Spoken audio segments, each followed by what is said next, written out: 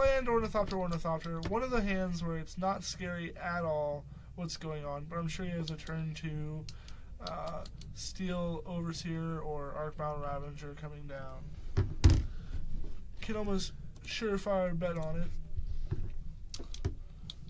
So he's making quick work with his own life total here. Starting out the cycle of Street Race, So Fetch Shock. How do you think this matchup is? Is it probably bad for Funkle Shadow? Probably. Yeah.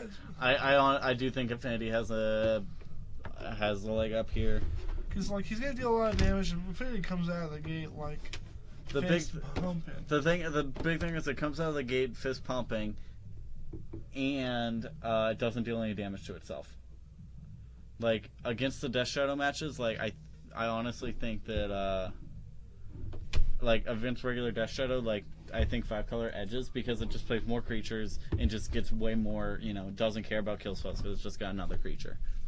That moment when your opponent plays a Temple Garden and a Wild Nacatl, and after they have Street Race, and they have a Death Shadow in their deck. Like that's the story today. Let's see, main board. 4 Tarmogoyf, 4 Death Shadow, 4 Wild Nacatl, 4 Military Swift Spear, 4 Street Wraith, 2 Gore-Clan Rampager, 2 Renegade Rallier, 2 Grimflayer. You'll like this one. 4 Tribal Flames. 4 Lightning Bolt, 2 Mutagenic Growth, 3 Teamer Battle Rage, 4 Mishra's Bauble, and 17 lands. Tribal Flames is going to do some work here. Getting in for 3, dropping down the Tarmogoyf. Tarmogoyf, like Lightning Bolt, one of the creatures that just doesn't size up too well in Modern right now. You know what's really heartbreaking? Bob. Like, yeah. Where's he been? Like, did he retire? Is he on a hiatus? I want Dark Confidant back. I'm a fan. I miss him. He was a good friend. There's a Thoughtcast in Brady's deck. Oh, Call Home is the greatest. Thoughtcast. I love that card. It's probably not good enough, but hey, it's in there. It's one of my favorites. It draws 2 cards for 1 mana. Sideboard, 2 Renegade Rallier, 1 Dismember, 2 Ancient Grudge, 2 Nihil Spellbomb, 4 Thoughtseize, 1 Forest, 1 Lily on the Last Hope, and 2 Kozilek's Return. Tarmogoyf getting in is a 2/3 and a 3/3. Brady in the tank.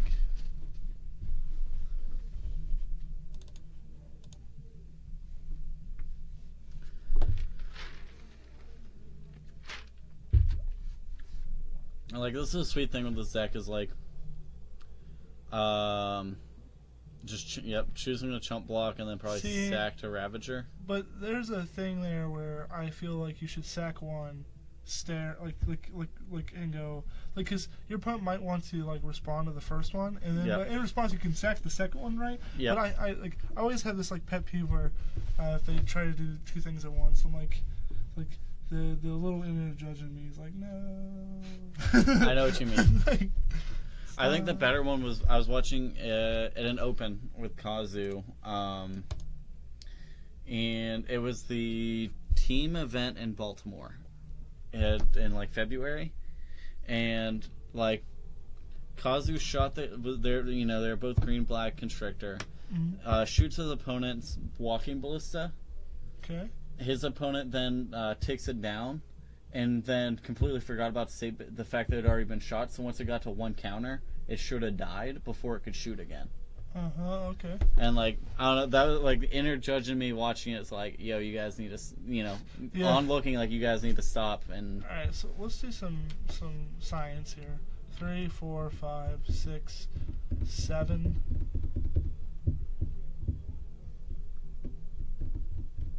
8. You can do 8 impact damage. Not too great, especially when your opponent has and keep in mind, I guarantee or Bolt. I was gonna say Bolt. I was gonna say it's very possible like Brady doesn't know what's in this deck. Clearly, could be like anything. Yeah, basically. I mean, like you assume it's like I to be fair, if my opponent went turn 1 Temple Garden and turn 2 Blood Crypt, I would assume it was a Tribal Flames deck. I would almost go. I'm willing to hedge my bets and say that this is like a Tribal Flames list. You played 4 different colors within your first 2 lands, and you can get the 5th color with the last land. Yeah, I was like, I'm pretty sure I'd hedge my bets, but I feel like he's gonna be on the life game plan with this Vault Scourge. He's on the chumps, and it turns out to be whoever becomes more aggressive. And if there's a window where Brady can get in with Vault Scourge for a ton of damage and gain a lot of life, then Kazu's going to be in trouble. The big thing here is experience. So he's got a Thoughtcast now, which is a sorcery. Huh? Yeah, Thoughtcast. And an artifact creature.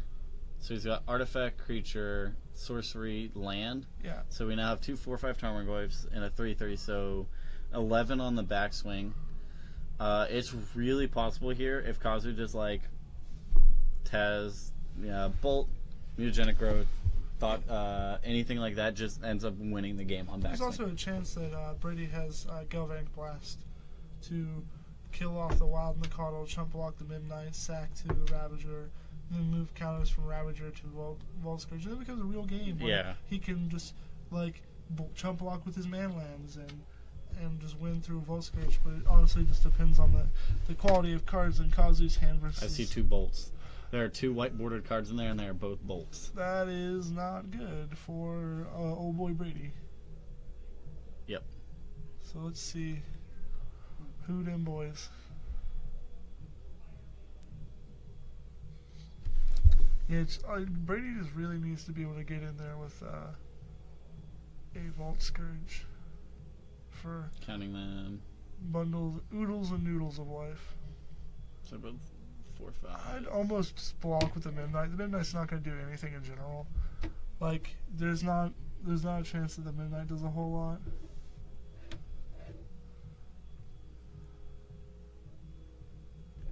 He's going to block, respond, team, or battle rage. So he's going to put an instant, making them 5/6s. Meta-Knight's a 1/1, so he's going to take 9 plus 5, 14. So 14, and lethal. Well, he has to bolt the Wild Mikado. But if there's a lightning bolt, he will die. Yep. He is dead. He's going to do some quick science. Adding up everything. This checks out. Quick science. Don't show him the Galvanic Blast. And oodles, noodles, and caboodles. Yeah, the Galvanic Blast in hand. You know, like, some lists stop playing Galvanic Blast. Honestly, the Galvanic Blast only hitting the only killed the Mikado there. I played against Brady because the one thing that was relevant was people have been taking it out of their decks because it just doesn't like Tarmogoyf, like Dark Confidant, like Lightning Bolt. They just don't kill the creatures they're supposed to kill. And that was the thing is my Tarmogoyf was a 3/4. He played his Galvanic Blast, and then it became a 4/5 and lived through the Galvanic Blast. Oh, silly. Goofball. I know I've played against Tarmogoyf when I'm playing it with a Dismember, and I literally thoroughly count the graveyards to make sure that it's gonna be a 5. It's gonna have to be a 4/5 on resolution to kill it. 1, 2.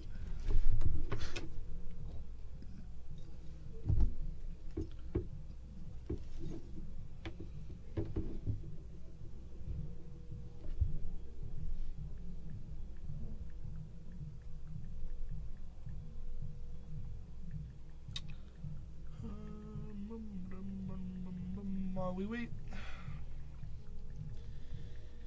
I'm trying to think of so standard wise. Let's talk standard for a second with Hour of Devastation. What are your top 3 picks for standard playable cards? Oh man, I was just gonna say cards in general.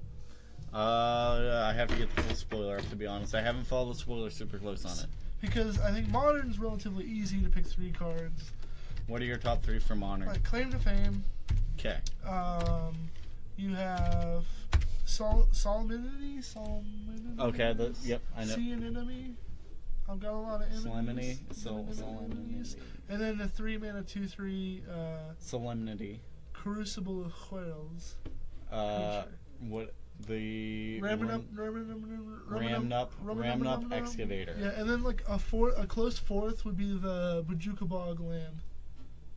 the 2 exile it, because that can be like a miser's copy in some of those like colorless lists, or something sweet to effectively have a main deck card that can exile graveyards. If the Marvel had not been banned, Nicole Bolas God Pharaoh would be absurd, I think. Like, I'm in the boat that I think that card's going to be insane anyway. I think it'll be. I mean, yeah, we had Ugin played in Standard a lot whenever he was Standard legal, and he was, sure he didn't have the color requirements on him, but here's where my opinion's at. I think the best deck for Standard wise is going to be a blue-red control list that has Torrential Gear Hulk, Hour of Devastation as like your board wipe, because it deals 5 damage to all creatures and all non Bolas planeswalkers, so it's like the Gideon killer. Now, if you're playing like Mardu vehicles, it gets a little rough, but you have things to effectively stop that. So I think the solid shell in Standard as is, like what's going to be a good deck is going to be blue-red control, and it's not hard to splash black for Nicol Bolas God Pharaoh. So at the top of my list is Nicol Bolas God Pharaoh, and then I have Hour of Devastation, but I cannot for the life of me think of a third decent Standard card. I like the 5-mana ramp spell there. Ronus' Last Stand seems cool too. I hate that. I think that card's unplayable. I think it's the worst of the 5. Okay. I think because the Hazoret one is Mind's Desire for 4. Bantu's Last Reckoning is a 3-mana degradation. Kefnet's is Control Magic. Alketra's go back to 20, and then Ronos is just a 5/4 for 2. Like, so, like I just don't know. I like the hour. What's the hour cycle? The green one in the hour cycle. Hour of Combat. Search your library for up to 2 land cards. Put them on the battlefield. Tap. Then shuffle your library. If you control 3 or more deserts, create 2/2/2 black zombie creature tokens. All right, so our game's going back on here, so we'll talk about this here in a second. But we have a relatively decent turn 1 from Brady, and we have Kazu just being a champion. I just realized that we hadn't been changing the round though. We are in round 4 of 4, by the way. Yeah, and he is playing Street Wraith into Fetch Shock, Wild Nacatl. Alright, so he's starting at 13. Yeah. A LMAO. What a world we live in. Looks, Mr. Bobble's opponent sees cranial plating. So we'll see if Brady can do anything with that cranial plating. He's got Relic, Plating, Spire. The thing is, like, Relic actually is really mediocre in this match, too. Yeah, I don't understand the Relic all too well. Keep in mind, it's usually found in a lot of the Death Shadow matches. Like, Jun Shadow, Crystal Shadow is great. In this, it's a Zoo deck, not a... Yeah, and Brady's being a champion, paying for 1 point of damage. You gotta get those points when you can. Hey, gotta let him play the 1/1 now, though. Yeah. Shocking, going down to 10 to get the 3/3 Wild Nacatl, then running out the... So we have land, creature, artifacts. 4/5, or 3/4. 3/4. But here's the thing, Kazu's at 10, and I see an Ornithopter with a cranial plating and 4 other artifacts and a Battlecry trigger. That's 5. That's close. Like this game could be a lot quicker. You can play Relic. Oh, you can play Relic. You can then equip, and you can be dealing some damage. This Ghost Quarter can be really backbreaking. I don't know if Kazu had doubt-sided in the basic land here. I would 100% be Ghost Quartering my opponent here. I'm definitely swinging for 6. That is for sure. Ghost Quarter, there you go, get him. Now, do you hit the Blood Crypt? Is that the one you hit? Yeah. Because you can play the Death Shadow off of it. Yeah, I'd hit the Blood Crypt. Hit it. Or you can play Tear Battle Rage off of it. Boom. Back breaking. Nope, didn't. I mean, you don't. Typically, Affinity doesn't play Ghost Quarter, does it? No. Or like, I was gonna say. Not usually. So it's not really something you can plan for. Yeah, that is insane though, and it's going to be real good this game, as it was just strip mine. Kazu's at 2, and the world seems to be crumbling down.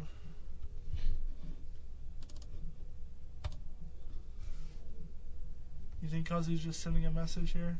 Hoping Brady messes up somehow? I mean, if Kazu has a bolt, it saves him a turn. Not if Brady untaps and draws a land that can produce black mana. We'll see what happens. Nope, it was a mountain. It was a mountain? Mm-hmm. I'd be cracking the relic. Why? I would not equip to the signal past here. As if someone's going to be pointing a bolt at one of my creatures, I want that bolt to be at your ornithopter. Yeah. Maybe it's so he can leave his ornithopter back to block. Nope. Alright.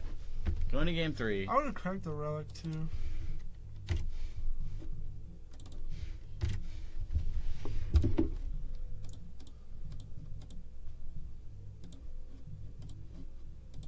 Nice thing is this last round, quick matches. Yeah. No kidding. Not even 20 minutes in, we're in game 3. I wonder if Kazu's going to the tank to debate whether he needs to bring in the basic force from the sideboard. He sees this ghost card and he's like, "What is this? What is this?" So anyway, back to our discussion. What is your top 3? Let's exclude Nico Bolas God Pharaoh. Pick 3 cards that you think standard will see a good tidbit of play, and in standard. What are your picks? I actually really think Hour of Revelation as a board wipe is going to be great. I think one of 2 things is going to happen. Hour of Revelation is going to be the board wipe of choice, or Hour of Devastation. Because Hour of Devastation is real good against the Gideons of the world and like the creature aggro decks, and Hour of Revelation is good against the vehicles. You can't. You had mentioned about the Gear Hulk getting back Hour of Devastation. No. I wasn't talking about it getting back. I'm just like your curve. Oh. Your turn 3 counterspell, turn 4 Glimmer, turn 5 Hour, turn 6 Gear Hulk. Like that curve is insane. I think the blue-red shell for control is better than the blue-white shell, but it ultimately depends on how much Mardu vehicles you see, because Hour of Revelation is better in that sense than Hour of Devastation. It's just dependent on if it's creature-based aggro decks coming out of the gate or if it's the vehicle decks. Because Hour of Devastation is back-breaking against Gideon. There was actually... I remember one a while ago that... looks like Kazu kept his hand. He's playing Mishra's Bauble, looking at his opener before he plays a fetch land. I think a lot of the defeats also seem really good. What are the defeats? Yeah. I like the defeats as well. I think. I don't know. They're a little bit too niche.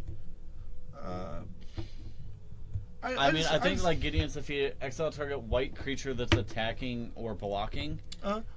Just ignore the Gideon Planewalker part. Like just 1 white instant exile attacking white creature. Like seems okay. Counter target blue spell. All right, that one's a little less. Gain save is always good. Liliana's defeat. This one was good. Liliana's defeat seems fine.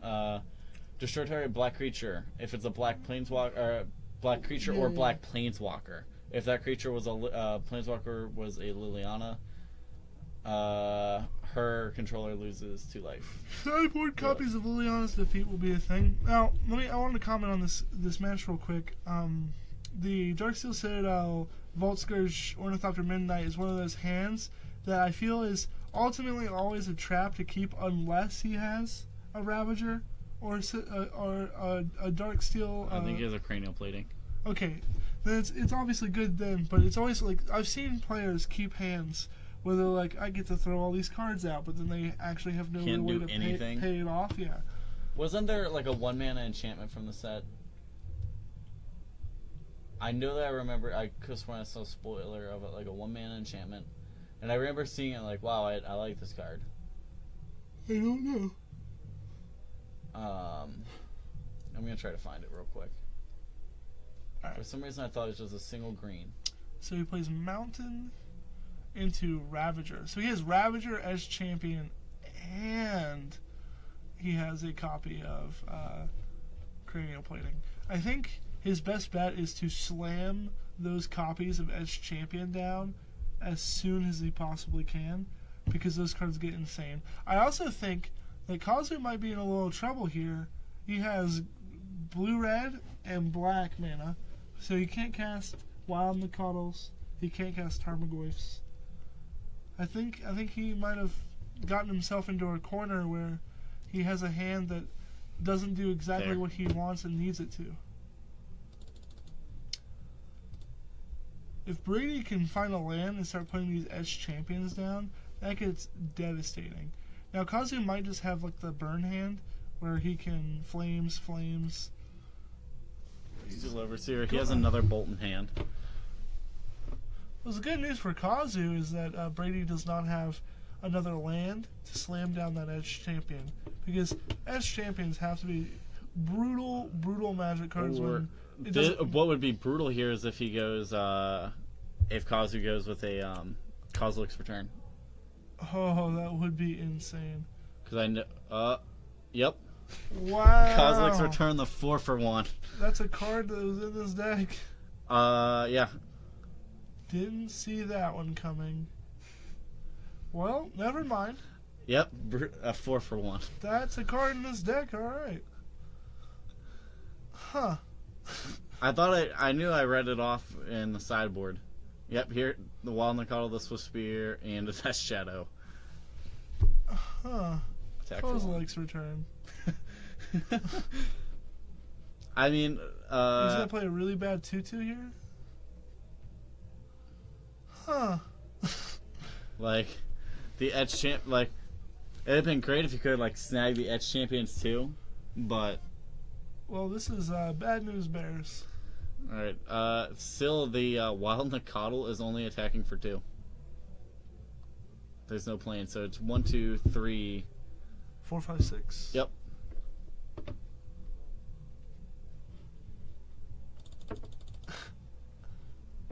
Hilarious. I think his dice is off down there. Yeah, I do believe he should be at 12 and not... Because he was at 19, but he tapped the Spire. And he ran out the Tarmogoyf, who is a instant land creature artifact. Isn't it Tarmogoyf in play? Yeah, it's under Kazu's name. So it's at least a 4/5.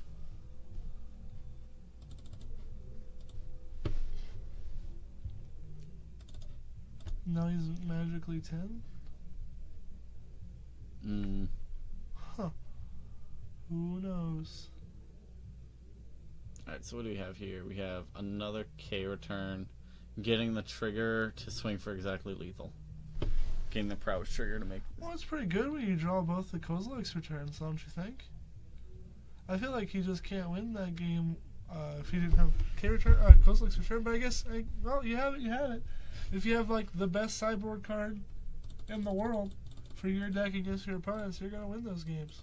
And you have 2 of them. Yeah, you had both. Huh. With I think he had another bolt in hand. Still, that's crazy. You have the...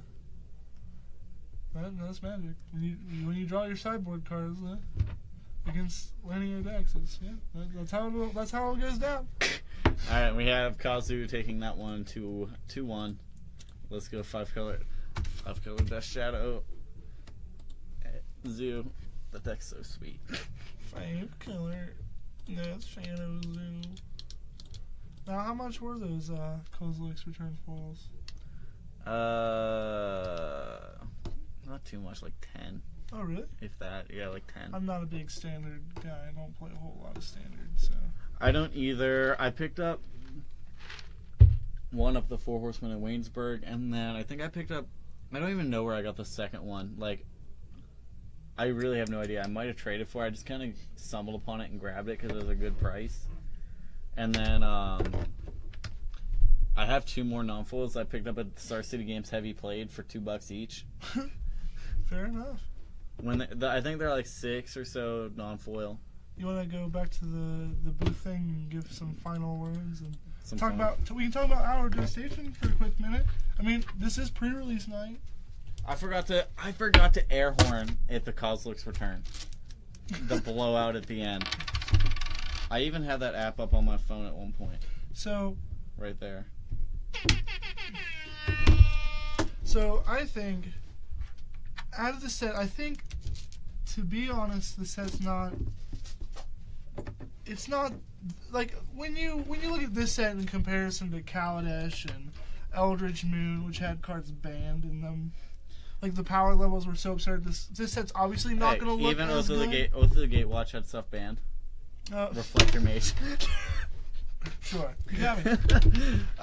like in reflection, of course, to the sets that were printed, it's going to look weaker. I think overall the set is more. Now they always design sets differently for other people. Like I think this set is meant for not the spikes. It's meant for the people at home, the commander players, the casual players. There's a lot of fun cards, interesting cards, and cool cards. The excavator is a cheaper alternative to Crucible Worlds. Like I was saying earlier, like our one friend, like he had just bought a Crucible Worlds, and now he is selling it because it helps the commander players.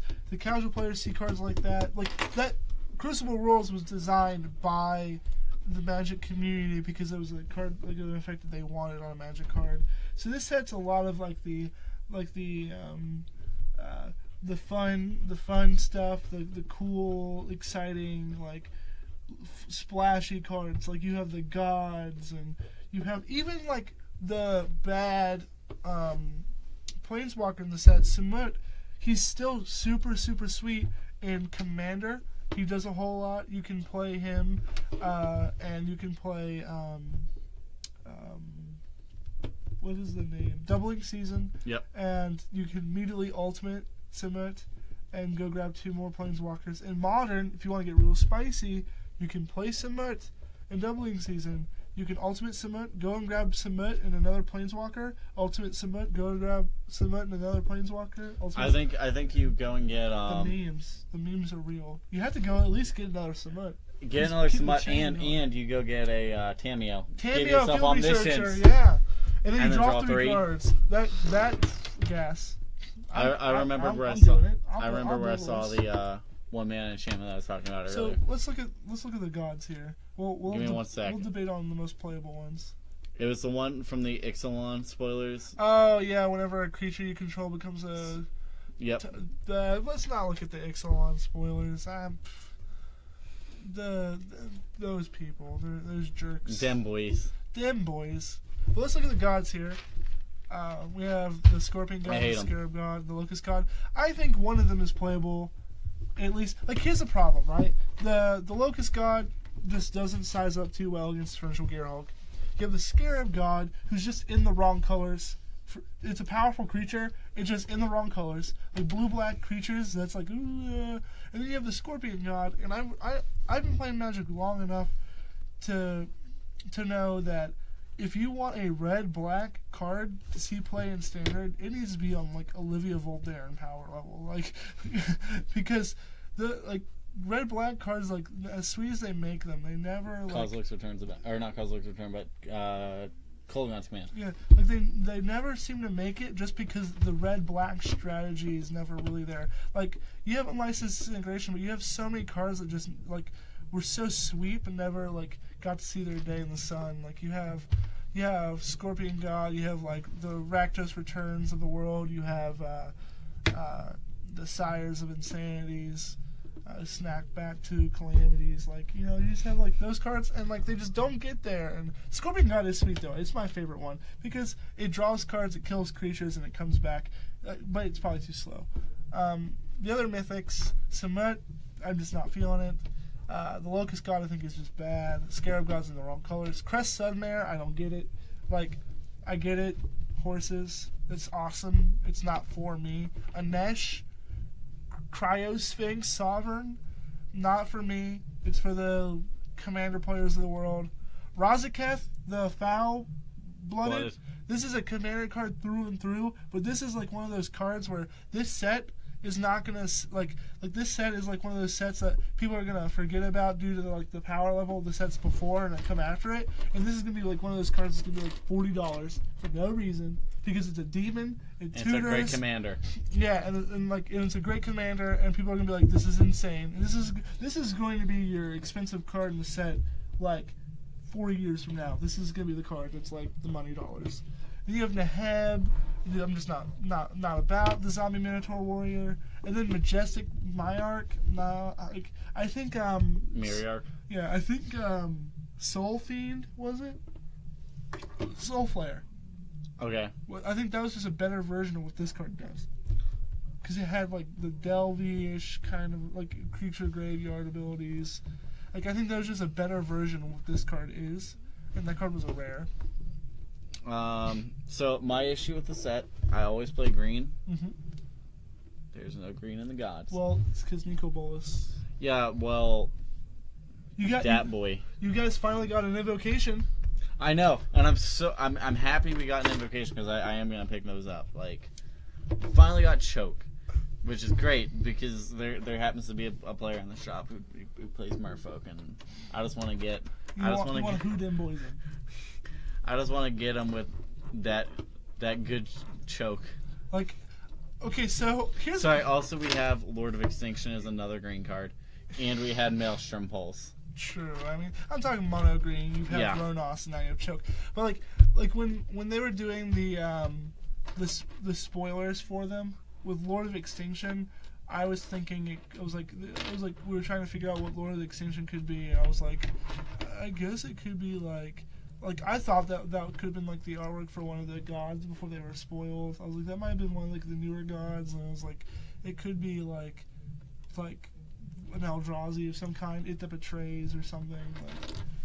But it ended up my thought was Through the Breach. Through the Breach, because like there was also like a little breach that's like going through. That's what I thought it was gonna be. Yeah. Like literally, and it kind of looks like an Eldrazi Titan. So that was my first. I was like, boom. I did guess a couple of them correctly. I guessed Shatterstorm correctly. I guessed Capsize correctly. I guessed Boil correctly. I guessed Blood Moon correctly. And the one that I was nowhere close was Omniscience. We were looking at Omniscience for the longest time, and we were like trying to figure out what Omniscience was. Where's Omniscience? Omniscience is the Nico Bolas. Oh one. yeah. We literally thought it was either Nico Bolas Planeswalker, or we thought it was Cruel Ultimatum, because we were just like, what is this card? Like we didn't like. It does not look like Omniscience. It looks like a black card. And another thing that I wanted to point out is shoot, I forgot. The other one that I was gonna say, the one that I guessed where I was the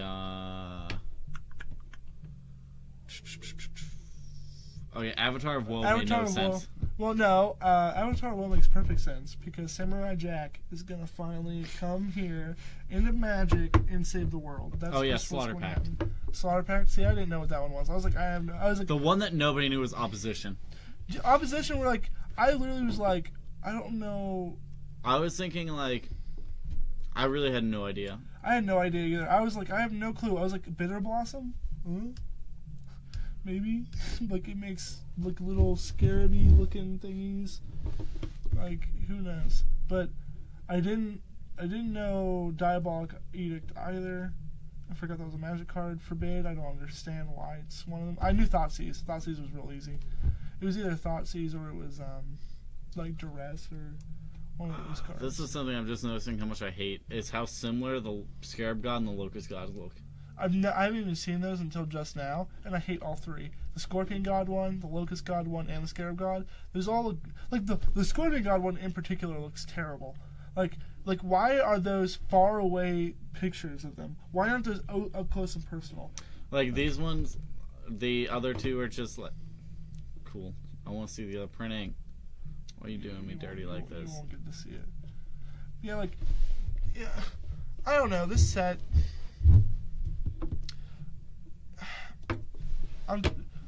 I'm being optimistic, I suppose. It's not the worst. No. It's not Dragon's Maze. It's not Dragon's Maze. It's not Homelands. It's not. Like, Dragon's Maze had Voice of Resurgence, and then after that got reprinted. It had Advent of the Worm, too. But that got reprinted as well. Did it have Aetherling? It had Aetherling. And it had Bloodband of Viscopa, which saw play a year and a half later. But what I was going to say is the fact that it is now the lowest EV set ever made. Yeah, well, that's because literally, like, they reprinted the best card in the set, and then they changed the ruling on 2 of those cards, and then made those cards not, like effectively usable. Like, the only chance it still has to gain some EV is with Breaking, because Breaking's real close to Glimpse the Unthinkable, and Breaking could go up in price just because it mills 8 for 2 mana. It's not good, but... Alright. Yeah. I think we're going to wrap it up here. Okay. So, once again, thank you for watching. If you tuned in the whole time, do you know the full pre-release schedule here for tomorrow? No, I do not. All right, I honestly don't either. I know. Stay tuned to the Facebook page. Yep. Keep an eye out on that. Hello to all the rewatchers who come back and watch this later. Thank you for watching. I'm Wyatt. I'm Noah. And